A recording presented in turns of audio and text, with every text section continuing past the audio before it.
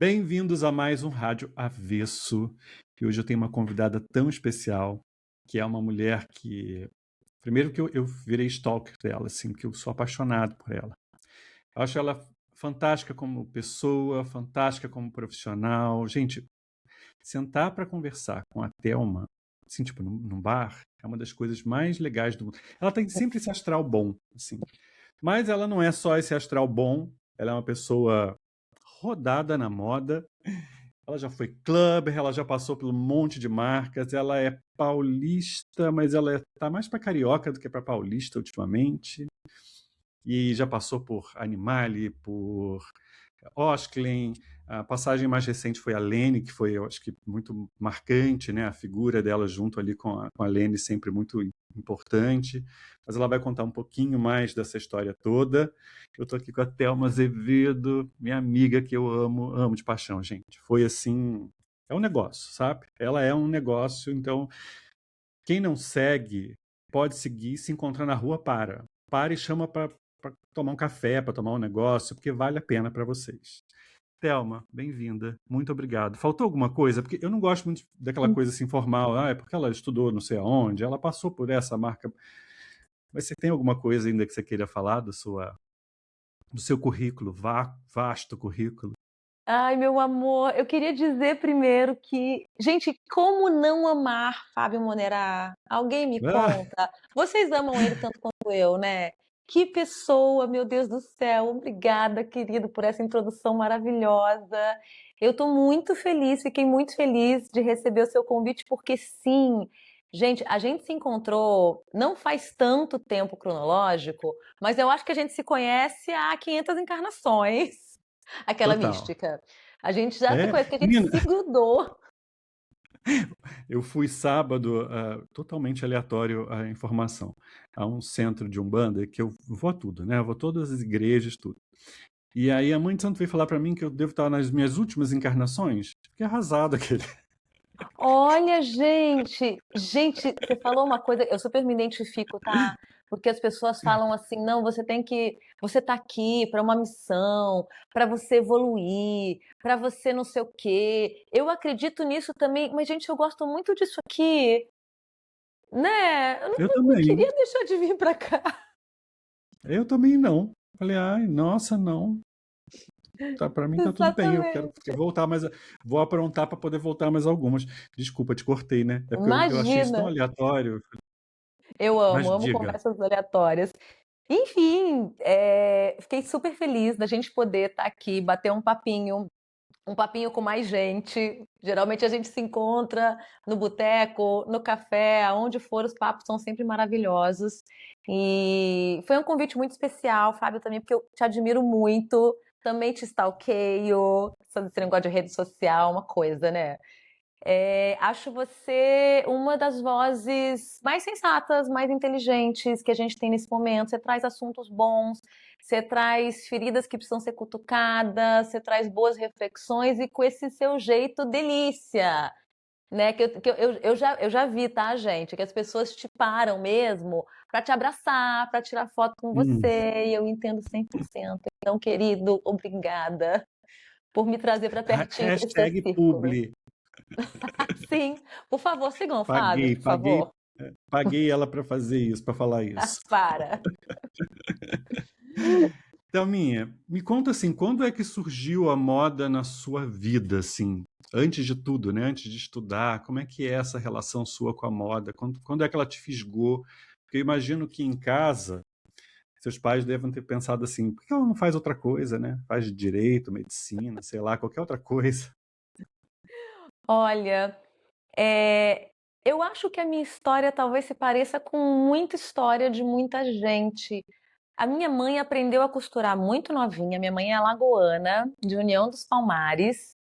E quando ela era criança, lá na década de 50, ela costurava. Ela aprendeu a costurar, gostava de costurar, era um hobby que ela tinha. E ela ficava fazendo roupa, assim, para uma irmã, para uma vizinha, para quem quisesse roupa, ela fazia roupa. E ela aprendeu a costurar, bordar, crochetar, tricotar. Quando eu tinha uns 7, 8 anos de idade, eu comecei a perceber que ela fazia isso. Ela sempre gostou de fazer. Então, mesmo trabalhando, minha mãe foi secretária executiva há muitos anos, mesmo trabalhando, ela queria costurar. Então, ela costurava em casa, fazia crochê, fazia tricô. E eu achava aquilo sensacional. Como é que ela pegava um tecido, um pano, e fazia um vestido que fazia com que eu gostasse mais de mim quando eu botava aquilo. Então eu acho que a moda me pegou muito nesse momento, no momento do sonho, no momento de você perceber que a roupa pode mudar a forma como você se vê. Tudo bem que eu, com 6, 7 anos de idade, não tive essa reflexão, tá, gente? Eu só olhei para aquilo e falei, ai, que incrível! Incrível isso, quero fazer igual. E aí aprendi a costurar novinha, aprendi a fazer crochê, aprendi a fazer tricô, fazia vestido de pelúcia, fazia roupa para Barbie, que a criança tinha Barbies.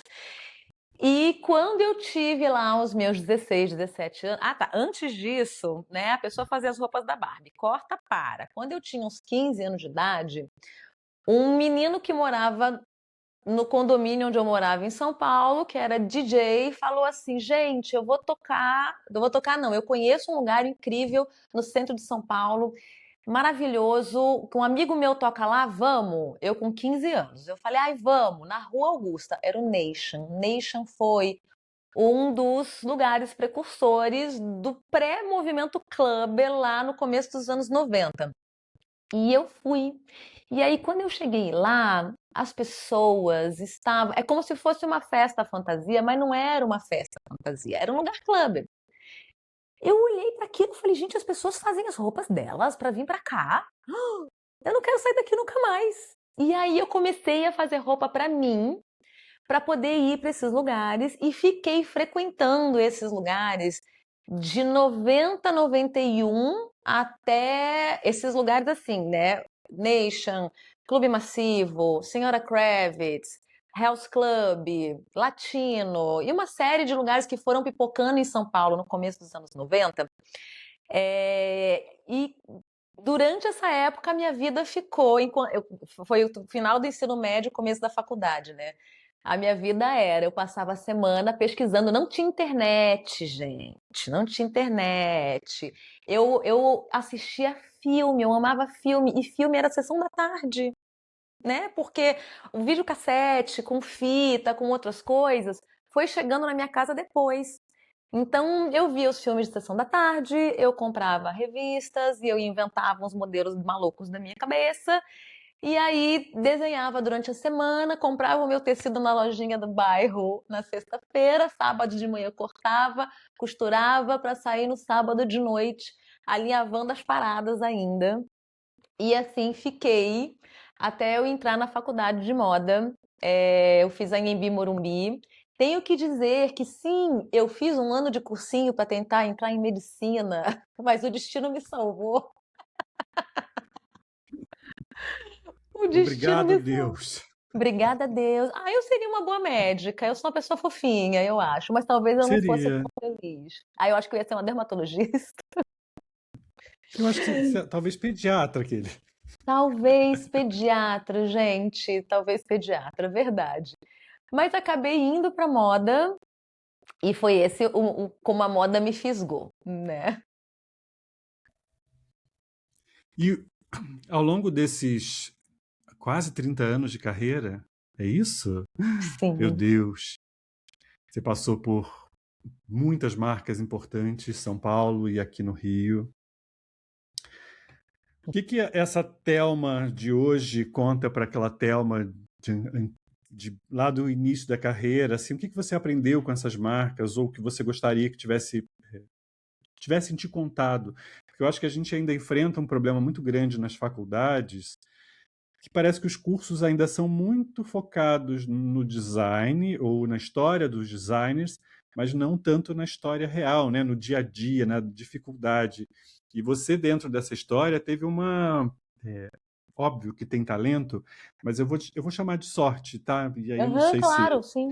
Porque também tem um fator sorte, e a sorte está em você se jogar, em você se aventurar, em você acreditar em muitas coisas. Porque muita gente acaba não conseguindo ser absorvido pelo mercado Porque é muito difícil, né? Não é um lugar fácil. E eu acho que as faculdades ainda não preparam as pessoas para esse mercado de moda, para essa história. A gente ainda tem uma distância muito grande de quando a gente sai da universidade e vai parar no mercado de trabalho, mas depois de tanto tempo você já, né, passou por muitas coisas. A gente não consegue voltar no tempo, mas talvez a gente possa deixar alguma coisa de útil para quem está chegando, né? Nossa, Fábio, eu tenho pensado muito nisso. Uma coisa grande que eu tenho pensado é que eu poderia dizer muitas coisas para a Thelma, que entrou na faculdade lá com 17 anos, mas o problema é que eram outros tempos. Talvez o que eu dissesse para ela nem fizesse muito sentido. Hoje, o que mais quando eu penso, né, daquela época para hoje, o que que eu penso assim, no primeiro emprego que eu tive, o que que eu gostaria de ter dito para mim naquela época? Eu penso o seguinte, olha só, a moda não é só uma indústria, então você não precisa estar só preocupada em entregar, com a produtividade, em trabalhar horas, em ficar dedicada a cumprir o seu horário, entregar tudo na data, fazer tudo muito certinho, porque existe uma outra parte de quem trabalha com moda que é tão importante quanto, acho que não é mais importante, mas é tão importante quanto, que é preparar aquilo que você vai entregar. Antes de você botar a ideia na máquina, né, na máquina que mede, corta, costura, faz preço, entrega, distribui, você precisa preparar melhor essa ideia. Isso é o que eu diria para a Thelma lá de 21 anos que entrou no primeiro trabalho. O problema é que mesmo que eu dissesse isso para ela, a grande maioria das marcas hoje ainda trabalham dentro dessa lógica industrial para um setor que, sim, ele é industrial, mas ele começa num lugar criativo. E hoje eu vejo muitos amigos meus, essa semana mesmo eu estava conversando com um amigo meu, a gente estava falando sobre isso, como, que loucura é essa que até hoje, em grandes empresas, tá? Grandes marcas, grandes empresas, a gente tem uma departamentalização que é boa, todos os processos mapeados, várias pessoas para fazer cada um a sua parte, números muito bem controlados, e a gente ainda não sabe lidar com pessoas criativas, a gente ainda não sabe que espaço é esse que a gente tem que dar para eles para preparar a ideia, preparar o produto antes de enfiar na máquina linda e maravilhosa burocrática que está lá e que sim tem que existir, sabe? Tem que existir. Então, eu poderia dizer isso para até uma tadinha dela que ela não ia conseguir fazer nada. Não ia ajudar muito, né? Tem que sofrer, né? Não é que Sim, tem que sofrer, acho que o mercado também muda, né? Você falando disso que até hoje as marcas não conseguem lidar com o criativo, eu acho que a gente inclusive teve uma piora muito grande, e aí você me corrige se eu estiver errado, principalmente depois que surgiu o e-commerce, porque a gente começou a apostar tudo no fator internet e a gente começa a ter muitas respostas. A gente tem a quem entrou, que produto comprou, nanana. Então acaba que o comercial manda mais ou interfere muito no processo criativo e como se a gente tivesse uma receita pronta para moda. E aí acho que vai perdendo o espaço do encantamento, né? Acho que a gente vai perdendo essa coisa. É, ninguém vai precisar comprar 50 calças pretas, se elas forem mais ou menos iguais. Não importa se ela tem tecnologia X, Y, Z e tudo mais. Eu acho que nesses últimos tempos a gente acreditou tanto nessa coisa do e-commerce, tudo cada vez mais rápido, com respostas precisas, e aí o comercial interferindo nesse processo criativo, que hoje poucas são as marcas que são surpreendentes. A gente tem um processo que está muito distante. Você tem pequenas marcas que são surpreendentes, mas elas não dialogam com o grande público. Elas estão sim. muito distantes. A gente acha que elas são conhecidas, mas ninguém conhece. E aí, o que sobra para todo mundo parece que está tudo muito igual.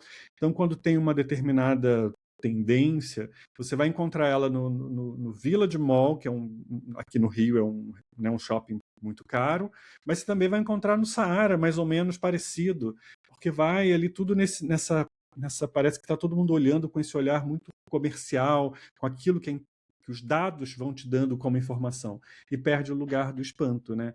Eu acho que E aí, fugindo totalmente do roteiro, mas o tempo que você passou na Lene e também na Osklen, é, são marcas que eu acho que sempre tem esse lugar. Eu uso essa palavra do espanto e como uma coisa boa. Sempre tiveram um espaço do espanto, né? Eu acho que Sim. talvez por isso elas consigam se manter como marcas muito importantes dentro do cenário da moda brasileira, porque a gente não lembra só do biquíni basicão, nem da camiseta basicona, a gente lembra de coisas que, ainda que eu não tenha consumido aquilo, eu consumi intelectualmente aquilo, eu desejei aquilo, eu admirei quem estava usando aquele tipo de coisa. Você vê dentro das marcas que você passou, você percebe que tem essa preocupação com essa construção de marca? Ou melhor, quais são os desafios que você enfrentou dentro dessas marcas para que isso tivesse como cultura de marca e não só como dentro de um departamento, né, como se aquilo pertencesse ao departamento criativo? Sim. São engraçado, né? São dois desafios, eu acho, na verdade é um único desafio. O grande desafio da moda é ter a mesma força e relevância que ela tem enquanto marca, quanto resultados financeiros condizentes com essa importância e relevância. Eu acho que isso é uma coisa que precisa ser construída, acho que todas as marcas buscam isso, e o grande desafio que a gente tem hoje em dia, e para todo mundo, tá, gente? É para quem para quem nem abriu sua marca ainda, e para Louis Vuitton, que está lá fora, para o grupo todo. Esse é um super desafio. O que eu posso contar da minha carreira em relação a isso? Eu comecei em São Paulo, na Luigi Bertoli, fiquei 5 anos lá, fui de estagiária até coordenadora do masculino, e era uma marca muito voltada para varejo, mas muito setada para número, sabe? Não era para ser criativa, era para entregar a roupa que as pessoas precisavam antes da Zara chegar aqui, né, gente? Antes talvez tenha sido, ela não chegava a ser um fast fashion, porque ela trabalhava muito com alfaiataria e peças que eram mais complexas na época. Tudo bem que fast fashion hoje tem, né, alfaiataria, mas na época não tinha. Então, minha primeira experiência foi num lugar muito voltado para resultado financeiro. Apesar de eu ter chegado à conclusão que eu não me encaixava ali, que eu precisava ir para um lugar um pouco mais criativo, mas ficou muito latente em mim essa consciência de que para um negócio parar de pé, ele tem que vender. E aí, vim para o Rio, tive uma passagem de 1 ano na Animale, que foi a minha descompressão, Rio-São Paulo. E aí eu fui para a Osklen. E aí eu preciso dizer que eu entrei na Osklen em 2004, quando Era o o auge, Oscar né? estava. Pois é, pois é. O Oscar estava no auge do Eureka, sabe? Eu sei para onde eu quero ir. Ele já estava começando a mudar. Antes, a Osklen era uma marca muito voltada para lifestyle de esporte, apoiava atletas. Uma história até que eu vejo o Felipe resgatando agora, né? O Felipe, o Tomás, a Caetana, ali, os filhos do Oscar, voltando um pouco para esse lugar do esporte. Eu entrei no lugar aonde o Oscar, ele nunca abandonou o universo do esporte, mas ele recalibrou a direção. Ele trouxe o esporte para dentro da marca enquanto lifestyle, né? Imaginário, território simbólico, e começou a virar o leme para esta marca é high fashion. Eu vou abrir loja fora do Brasil, eu vou ter loja em Mykonos, vou ter loja em Nova York, vou ter loja, sei lá, na França. E ele sempre falou sobre isso, ele tinha certeza de onde ele queria chegar. E o que bateu muito para mim enquanto uma pessoa de departamento de estilo? O processo dentro da empresa foi a primeira empresa que eu vi na minha vida profissional não tinha sido tão grande até então, mas nem na faculdade, nem em lugar nenhum eu tinha visto aquilo. Ele sabia onde ele queria ir, mesmo sem saber quais eram as ferramentas, o que precisava, o que não precisava. O departamento de estilo ficava bebendo das fontes que a própria marca produzia. Tem várias passagens, eu podia ficar aqui horas falando sobre isso, mas algumas passagens específicas que mostram muito como é que era o raciocínio eram o seguinte: a gente não tinha, na época, né, quando eu entrei, a gente ainda não ficava loucamente usando a internet para pesquisa, a gente comprava revista internacional. A gente ficou alguns anos sem comprar muita revista internacional, só as principais voltadas para a arte, né? Mais para, sei lá, tipo o que seria uma Bloom, né? Hoje em dia, uma revista Bloom, alguma coisa assim. E a gente ficava explorando esse imaginário do esporte para roupa. Então eu pegava um long john, ficava olhando para ele e falava: se eu fizesse um blazer inspirado nesse long john, ele ia ter um recorte aqui, ele ia ter uma manga ali, ele ia mais. Se eu pegasse um vestido e fizesse a partir de uma t-shirt, a gente olhava para as referências da própria marca e em cima das nossas próprias referências estéticas e com a direção da Juliana Suassuna, que está lá até hoje é maravilhosa, né? Toda essa parte magética, Maravilhosa.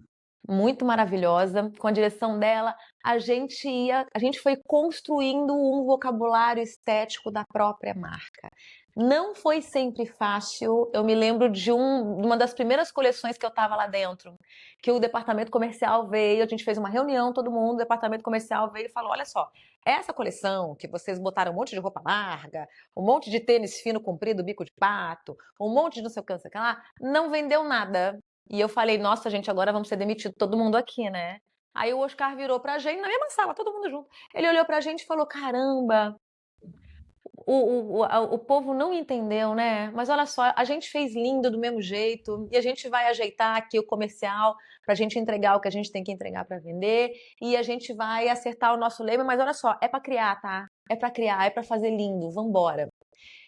Então, eu podia ficar horas, sabe, falando sobre isso. Mas realmente foi uma experiência de como Uau. criar esteticamente de uma forma diferente que eu não tinha tido na faculdade. E aí, voltando para a faculdade, eu acho que a faculdade que a gente tem ainda é um fruto desse pensamento industrial da moda.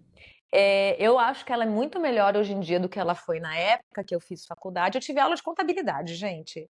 A turma anterior a mim teve aula de tecnologia texto não, de química, para entender como é que os corantes funcionavam nos fios, enfim. Eu acho que a faculdade hoje sim é melhor. Mas eu acho que existe uma necessidade muito grande da gente entender que é tudo interligado e todo mundo junto. As empresas precisam se comunicar com as universidades precisam estar o tempo todo em contato com o mercado, precisam ter pontes no mercado para saber o que o mercado, não é o que o mercado espera, o que o mercado precisa. Porque o mercado espera um monte de coisa que ele está vendo e está na frente dele, mas às vezes a gente não sabe o que a gente precisa. E quem tem o tempo dessa pesquisa é a universidade. Então eu acho que a gente ainda tem muito parafuso para apertar aí. Uau. Que linda essa Eu história falo com o Oscar, demais. né? Não, eu achei maravilhoso, achei muito legal, porque assim, eu não sou diretamente da moda, eu sou do branding. Mas essa frase do Oscar, ela é muito do branding, né? É muito da certeza de quem você é e que ainda que as coisas não estejam tão bem financeiramente na área de vendas, né? Enfim, se é para lá que eu vou ter que me adaptar e continuar indo. Eu não posso agora retroceder, né? Eu acho que talvez por isso a gente tenha uma marca que já tem aí, não sei nem quantos anos a Osklen tem, ela foi Acho que criada em 30. 89. É, 89 ela começa com aqueles casacos, aquela coisa ainda muito esporte e tal, mas é uma marca que a gente, dentro de uma história brasileira, que são histórias muito curtas, né, de marcas que fazem uhum, muito sucesso, depois elas somem, a Osklen continua sendo muito importante, muito interessante, e isso mostra um trabalho de uma equipe que está ali dentro de uma visão que não abre mão da sua visão, perfeito. ainda que o mercado vá para cá e vá para lá, e o mercado sempre vai para cá e vai para lá, tem períodos melhores, tem períodos piores, não tem jeito. E o comercial ele sempre vai reclamar. é importante que eles façam isso, porque é óbvio, né? Sim, Eles precisam bater meta, inclusive para que vocês possam, na área de criativa, ter mais dinheiro para experimentar novos materiais, porque todo o processo de fazer pilotagem, de fazer teste, de fazer não sei o quê, tudo isso leva tempo e é caro, né? Não é barato. O consumidor final às vezes não tem noção de como nasce uma coleção e do quanto de tempo que se leva para aquilo chegar e ser do jeito que tem que ser. Mas enfim, amei. Essa história eu não conhecia, eu achei assim fantástico. E hoje, Thelminha, quando chega uma marca nova, como é que você faz para respeitar esse tempo da marca? E aí a gente pode pegar o case da Lene.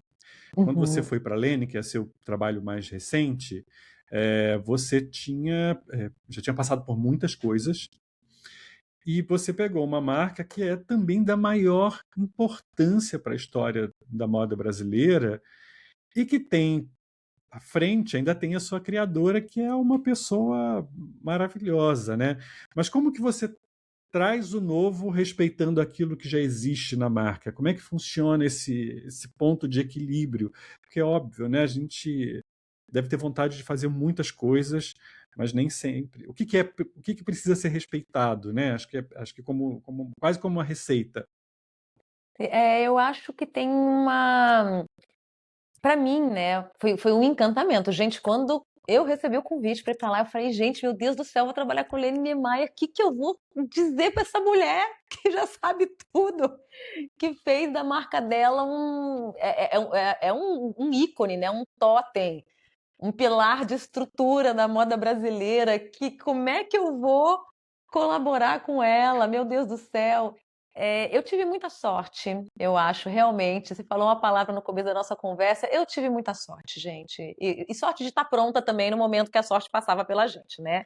Porque tem Exato, isso também. A gente tem que estar exato, ali, orar e vigiar, como dizia minha avó. É, exatamente. quando eu cheguei na Lene, eu pensei, gente, assim, primeira coisa, deixa eu entender qual a relação que ela tem com a marca, né? Como é que eu aqui do lado dela, né? Que visão é essa do ladinho dela que eu vou conseguir ter privilegiada dela em relação a tudo que ela criou e como ela cria. Eu fiquei praticamente os 2 primeiros anos colada com ela e assim, eu fui entendendo que a marca foi se desenvolvendo no entorno do lifestyle dela.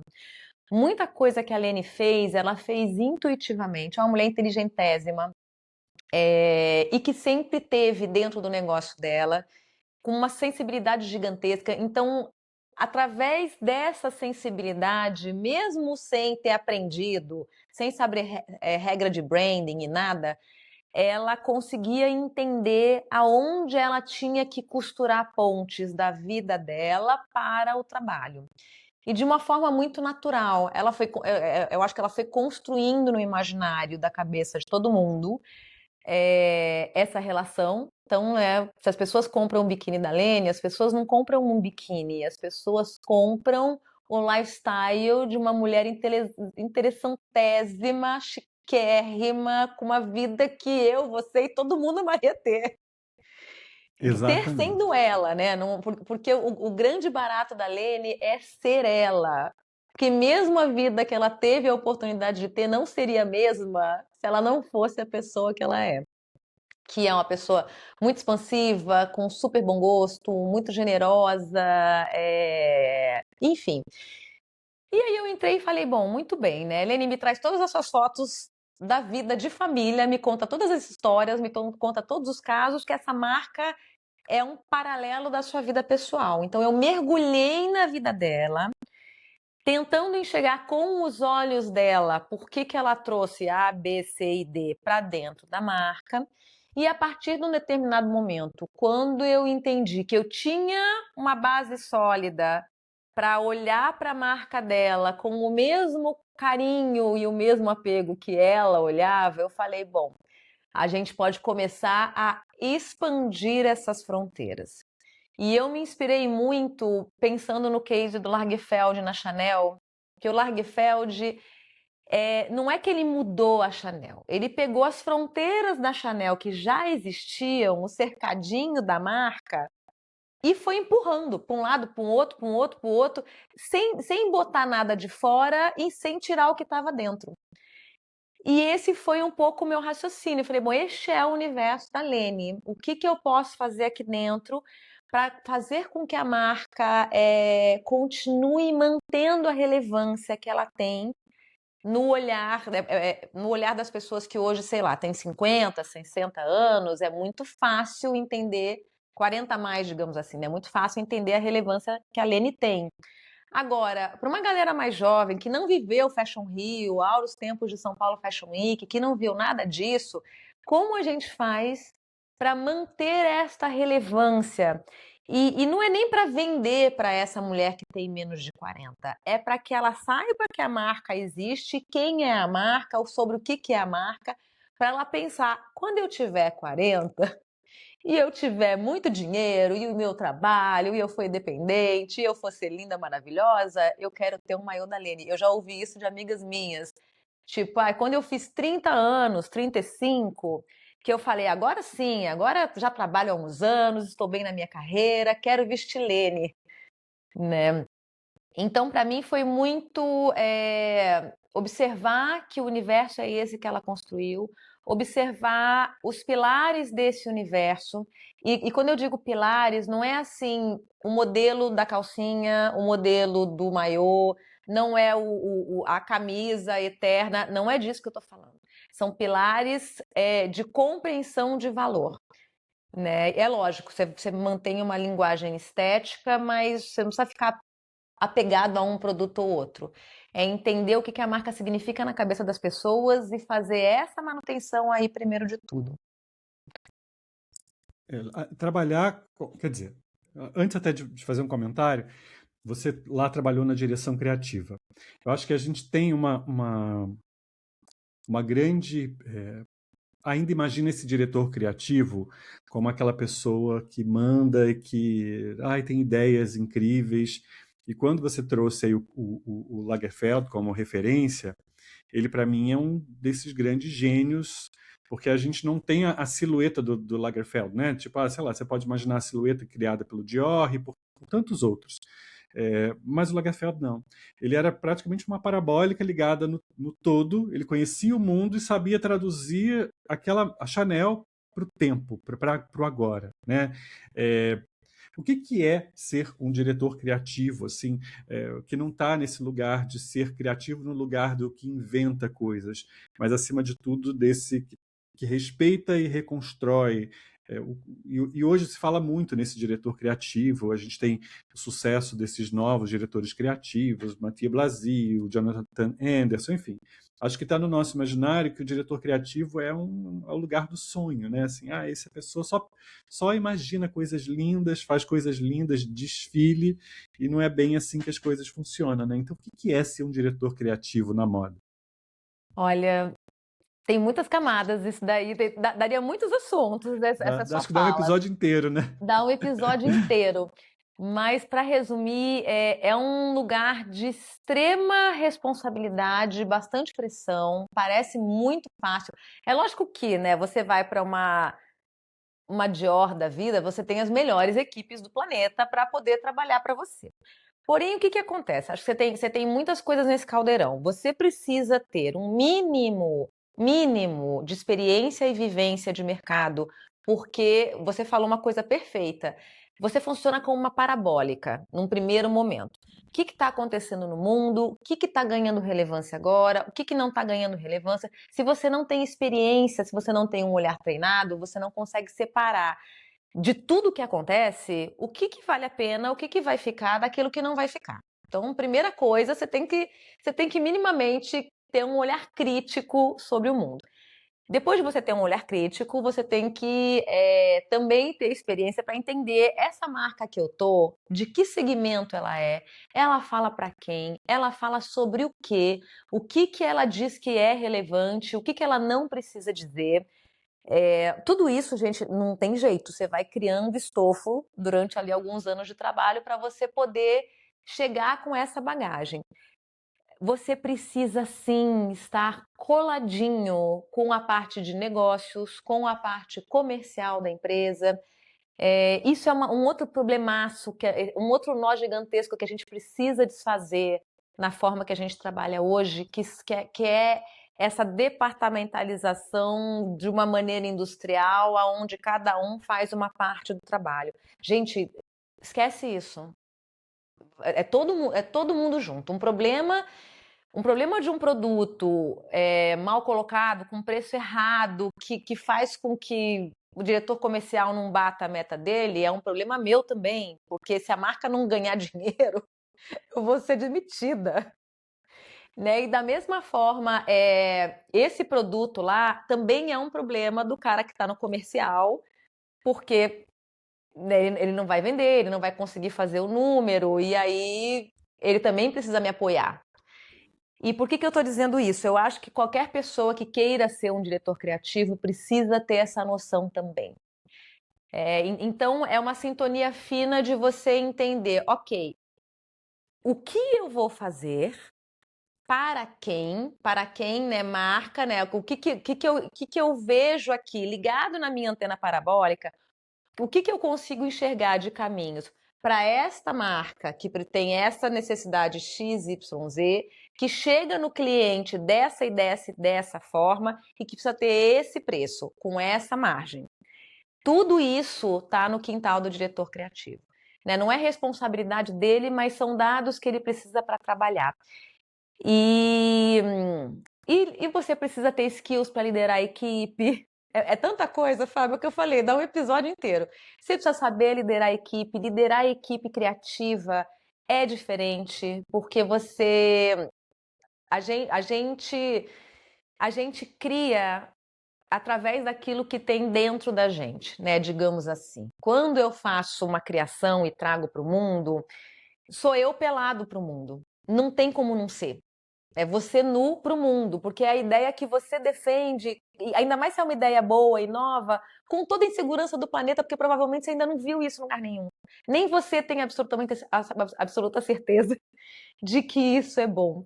Aí você imagina várias pessoas trabalhando neste momento, com essa matéria-prima. É uma exposição, elas ficam se expondo, né?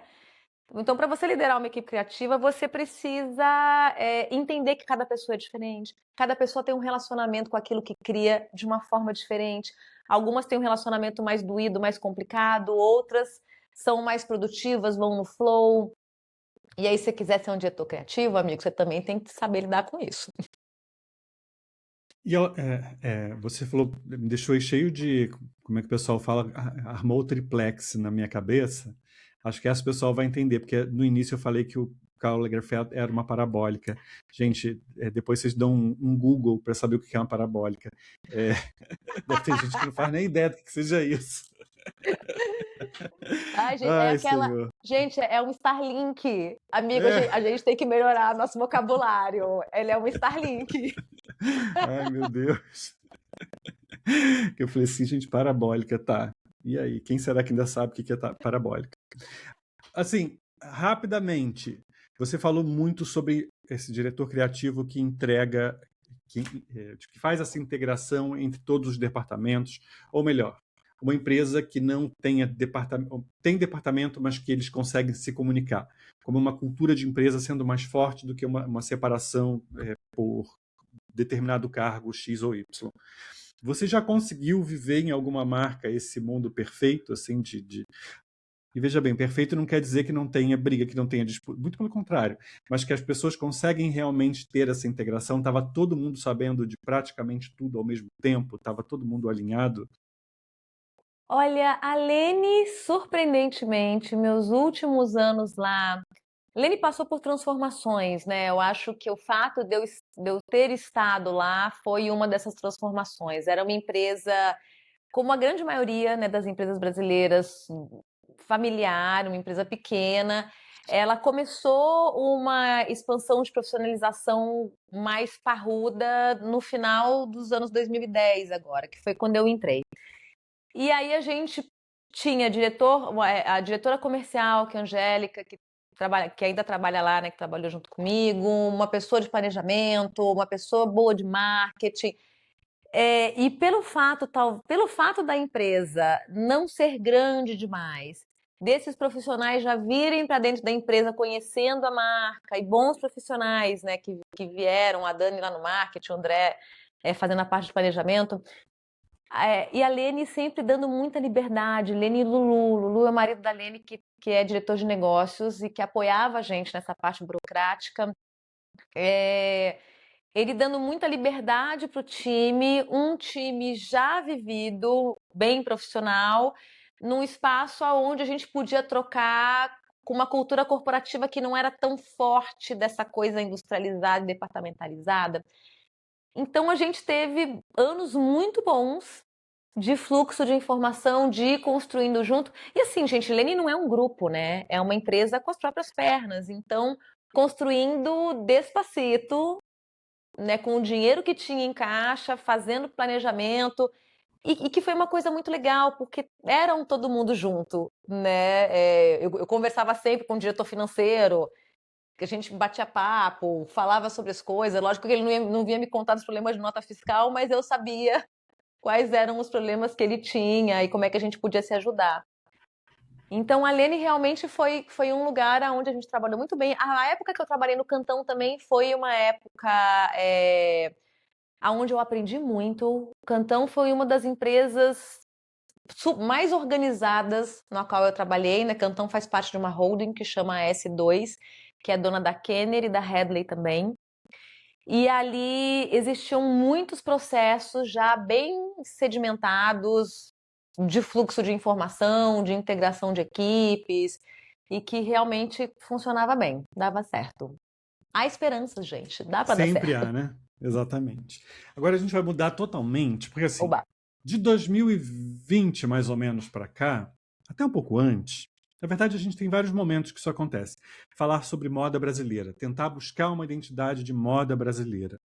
E aí tem várias polêmicas no meio desse caminho, né? O Iron da Missy, com quem vocês já fizeram também uma parceria, uma colaboração na época da Lene, que era Missy Lene, adorava esse nome, fala muito sobre isso.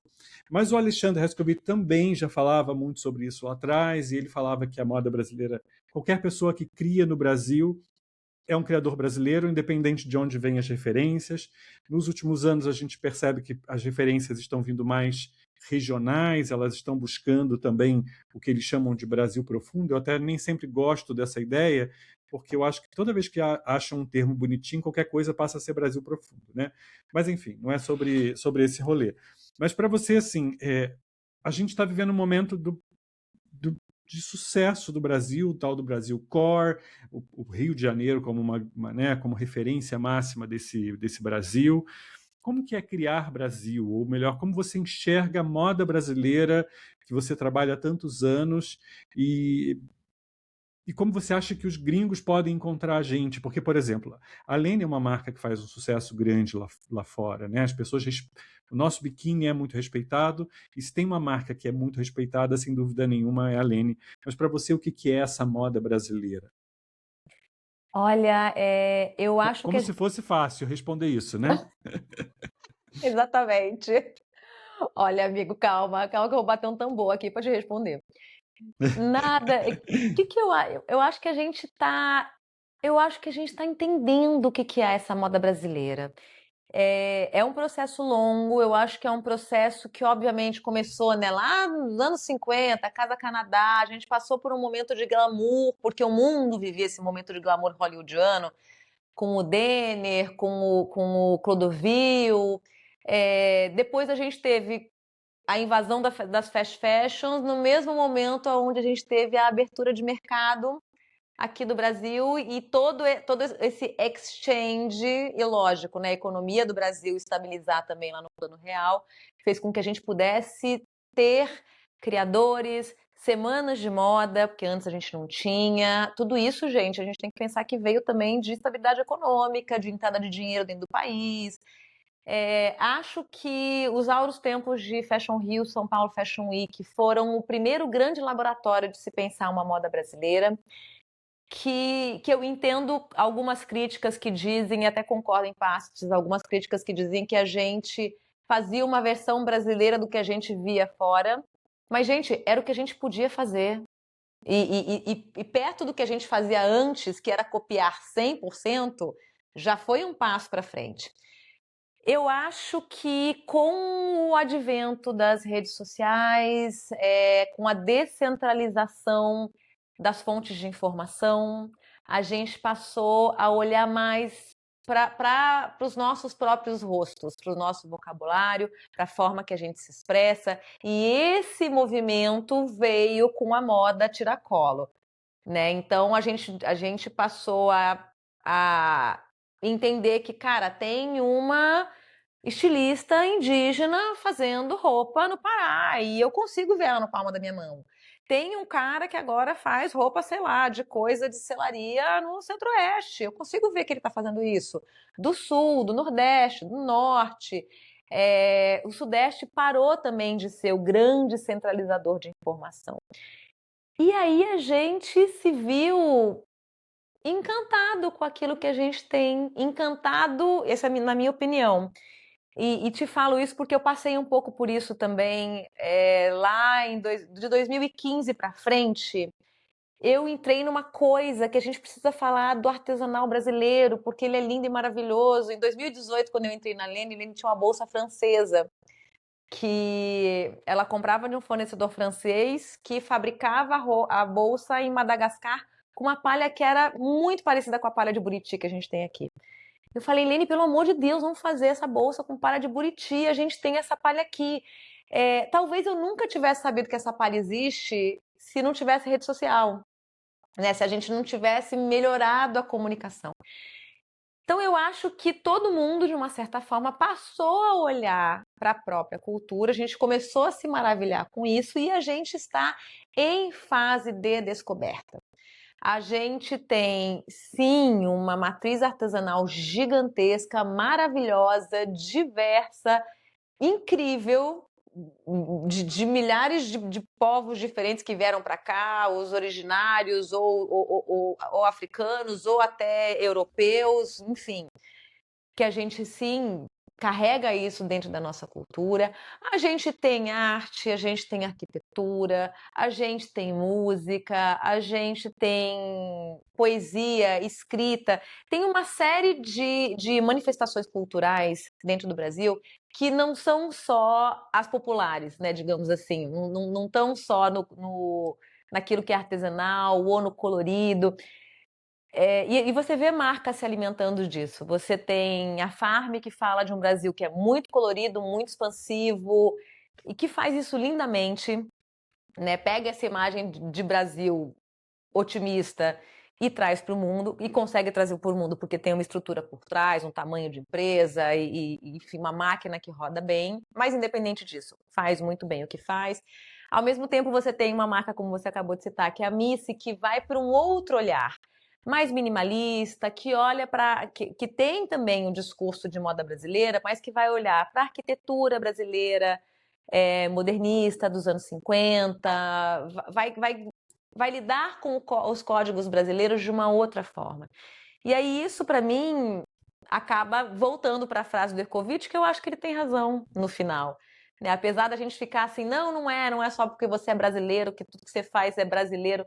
Cara, talvez seja, porque o Brasil é tão amplo, tão misto.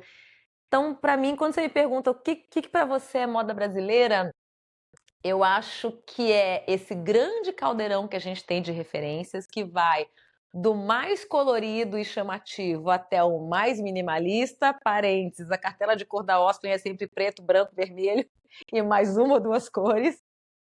Mas eu acho que o que muda é o olhar.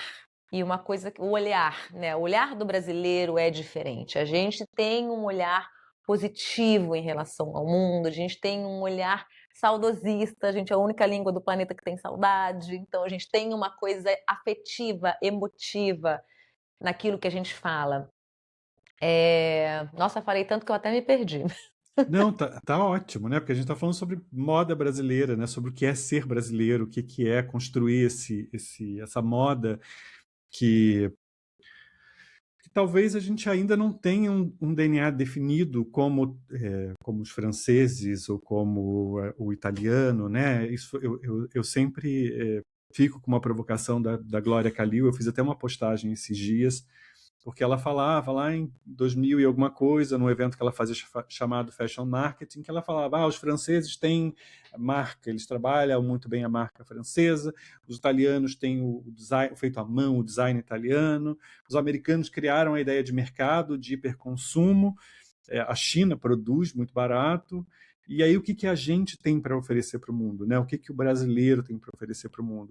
E talvez o Brasil não esteja diretamente ligado ao produto enquanto design, enquanto marca, esteja ligado muito mais a esse jeito de viver o Brasil, né? De como a gente se conecta aqui, porque quando a gente olha para o sucesso da Farm, que é muito bonito e muito interessante, a gente vê que as pessoas lá fora estão consumindo esse Brasil, essa ideia de ser um pouquinho brasileiro, né?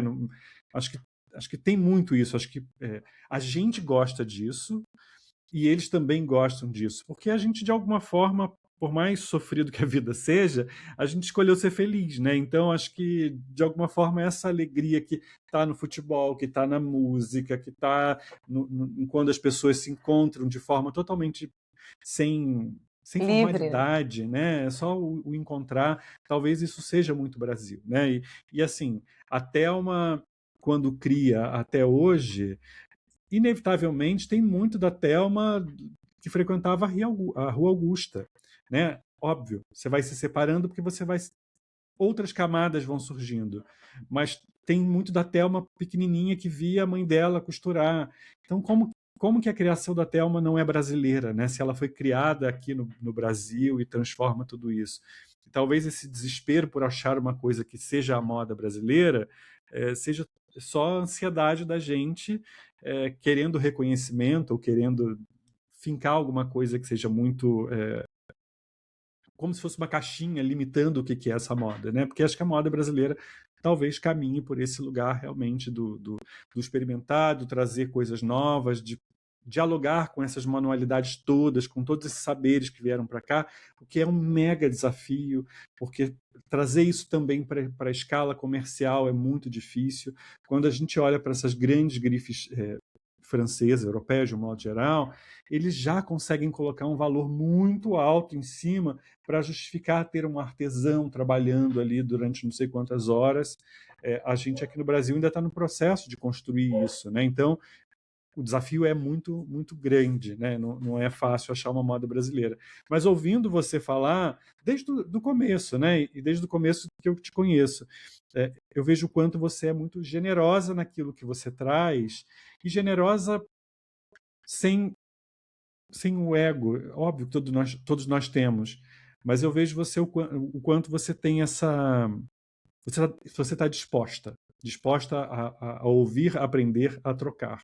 Eu acho isso muito Sim. bonito, né? Então, existe moda brasileira em tudo que você faz, em todas as marcas que você passou, por mais distintas que cada uma, né, que elas sejam, mas eu acho muito bonito você trazer esse olhar que não crava nada, mas que convida, né? Então, acho que isso é muito importante. E eu hoje, depois de tantos anos aí de rodada, é, o que ainda Eu te dá amo. frio na barriga? Porque agora você saiu recentemente da Lene. Como diz o pessoal que sai do Big Brother, estou estudando projetos novos, vem aí, vem aí. Mas o que ainda dá frio na barriga da Thelma? Assim, o que ainda te dá essa sensação assim, de nervosinho? Ai, Fábio, eu me sinto começando um universo novo. E vou falar uma fala muito esquisita. Gente, eu sou uma pessoa que tem 50 anos, tá? Todo dia eu tomo um susto com isso. Que eu acordo e falo, gente, eu fiz 50 anos, meu Deus do céu. E, mas eu talvez essa coisa de eu ter feito 50 anos e disso bater com esse momento que eu acabei saindo da Lene, e que me fez parar para olhar o que eu construí até aqui e para olhar para minha história, para todas as ferramentas que a vida lindamente foi me dando, né? Eu me sinto assim, de frente para uma nova estrada, com a sacolinha cheia, cheia de provisões, para eu inventar mais coisas e fazer outras coisas. E é engraçado porque muita gente que tá rodada, assim, que nem eu, né? Tem muita gente nesse momento de rodada, de se achar assim, falar, ai meu Deus do céu, mas e agora? Será que eu tô ficando velha? Gente, todo mundo fica velha. Meu filho que tem 11 anos, cada dia que passa ele fica mais velho, não fica mais novo, não.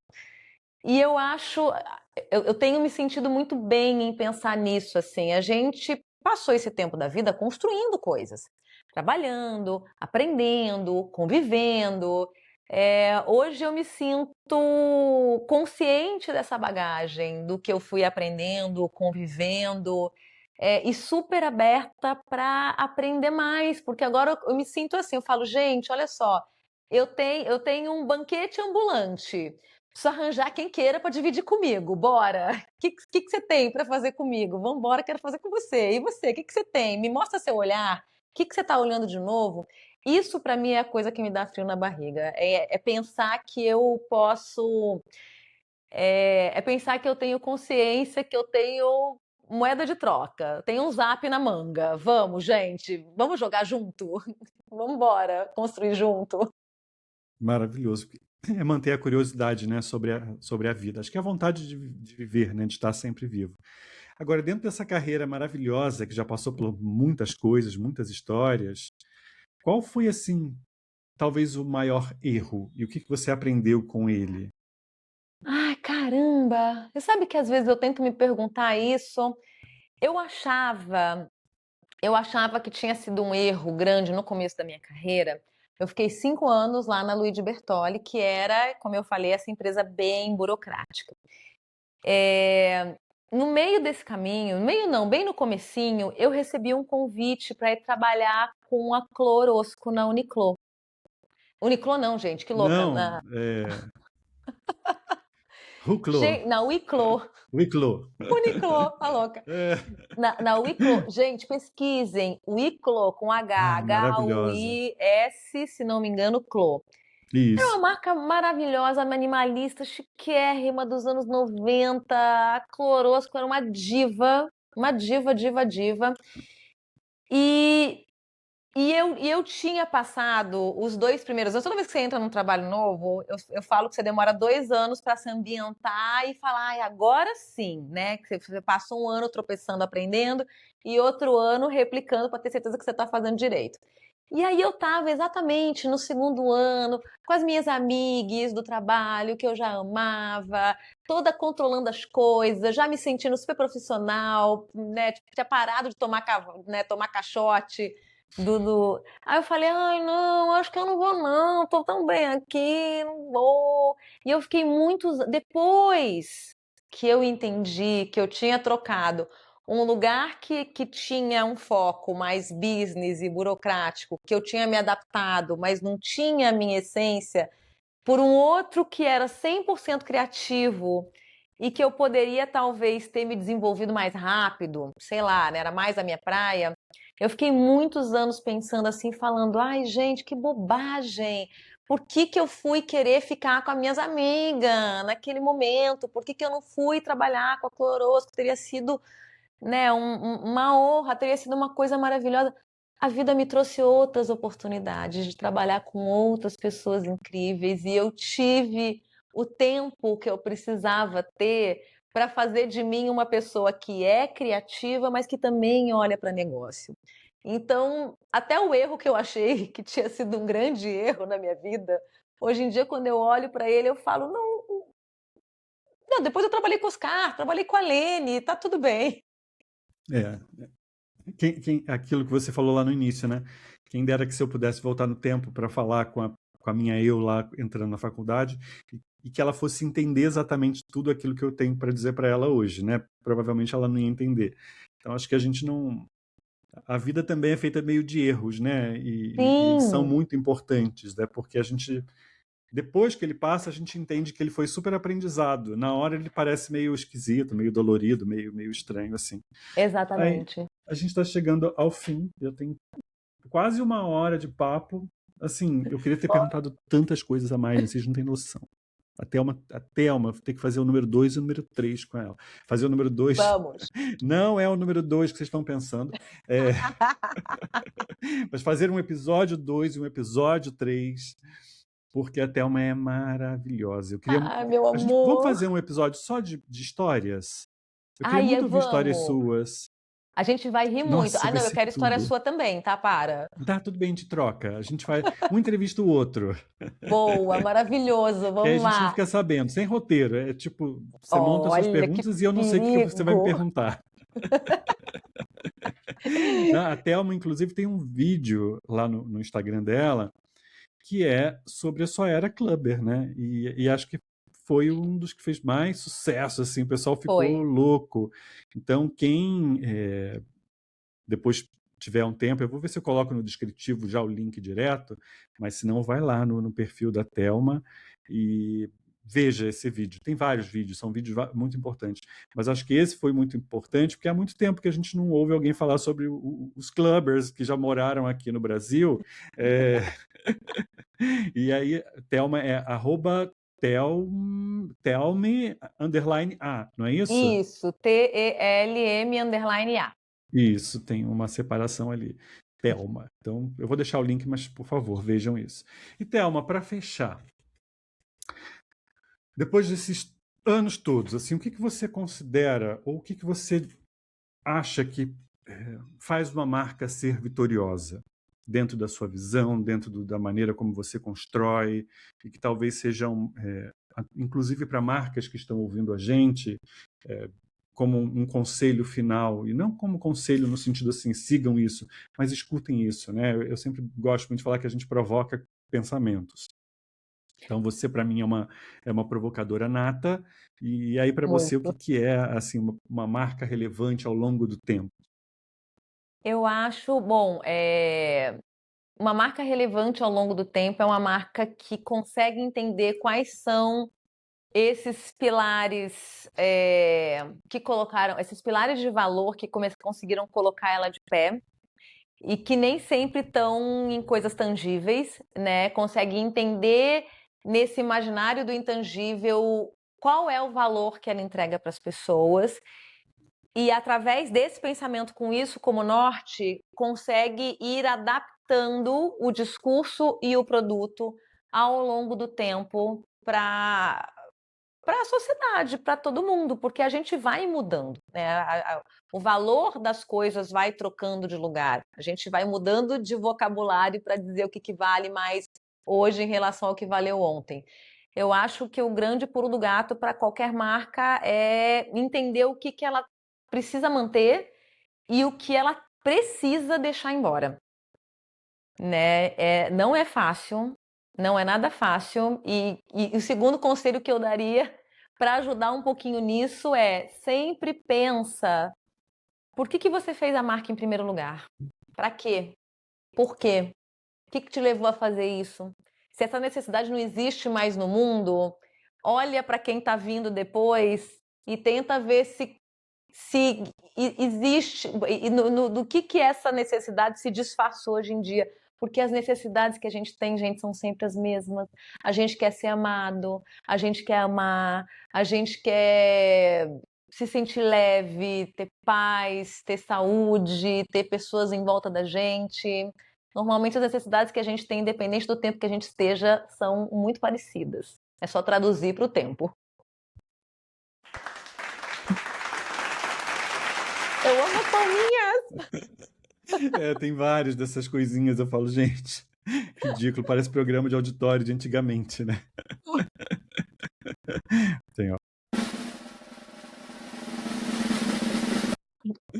Enfim, Amo! Thelma, obrigado. Obrigado, muito, muito obrigado. É uma delícia te ouvir falando, é uma delícia aprender e trocar com você. Aquilo que eu falei, gente, lá no início, encontrar a Thelma na rua, agarra, não deixa ela passar. Porque a Thelma é essa pessoa generosa e generosa nesse lugar mais bonito de estar ali nua nesse lugar de estamos juntos, sabe? Não tem vaidade, não tem nada. A Thelma, ela só não é mais a clubber esteticamente, mas ainda é a mesma menina A alma é a disposta. mesma. Exato. Tá sempre disposta a trocar, sempre disposta a rir, é sempre. Enfim, eu sou fã de verdade, fã. Tenho muita sorte de hoje poder falar assim, ela é minha amiga. E para mim é sorte realmente. E ter você aqui compartilhando tudo isso, cara, eu nem sei. Eu tava super ansioso. Assim, eu queria convidar a Thelma já fazia mais tempo, mas eu tava mega enrolado, assim. Às vezes é mais fácil gravar sozinho, né? E aí, Sim. ou quando tava a Isabela tá comigo e tal, mas a gente já tem uma dinâmica. Mas aí agora, de uns tempos para cá, a gente falou assim, não, vamos voltar com a ideia de trazer pessoas. E aí na hora eu falei assim, cara, eu preciso trazer a Thelma. E aí na semana passada eu até comentei assim de forma muito aleatória com ela, e eu falei, cara, acho que se eu abrir a câmera agora ela topa. A Thelma não tem essa, então a Thelma não tem frescura, gente. A Thelma é essa pessoa que tem uma bagagem enorme, tem uma capacidade de visão que para mim é uma das poucas que a gente tem aqui no Brasil, porque ela realmente tem essa capacidade de dialogar com as pessoas dentro da marca e, e equilibrar de maneira muito bonita o que é comercial e o que precisa ser estético, o que precisa ser lindo, encantador. Acho que ela tem isso como ser humano, e por ser essa pessoa leve, a gente nem percebe, por isso que eu acho que ela vai ganhando os territórios dentro dos lugares onde ela entra, e ela faz isso com uma maestria muito grande, porque no final não é sobre aquilo que a gente estudou, mas é muito sobre aquilo que a gente é, né, como pessoa. Então, acho que a gente conquista as outras pessoas, não pelo nosso currículo, mas por quem a gente realmente é, e ela, sem dúvida nenhuma, tem essa capacidade de conquistar as pessoas. Thelma, obrigado. Muito, muito, muito obrigado. Ai, meu amor, eu que agradeço. Que honra, Fábio, meu Deus do céu, que honra estar aqui. Que honra ter você falando de mim. Nossa, Hum. fico emocionada, muito feliz. Que presente maravilhoso que a vida me deu. Da gente poder estar perto, da gente poder estar junto, da gente poder compartilhar. Eu aprendo muito com você sempre, sempre, sempre. Sou muito grata, muito feliz de poder estar cada vez mais pertinho. Me chama Hum. sempre, não só para a Tamo gente estar aqui junto, falando, mas para a gente tomar uns biricutico também, com tá? Que eu toda ainda certeza. sou clubber por É. dentro. Aqui, ó. Obrigado. Um Beijo, meu beijo. amor. Eu que te agradeço. Beijo.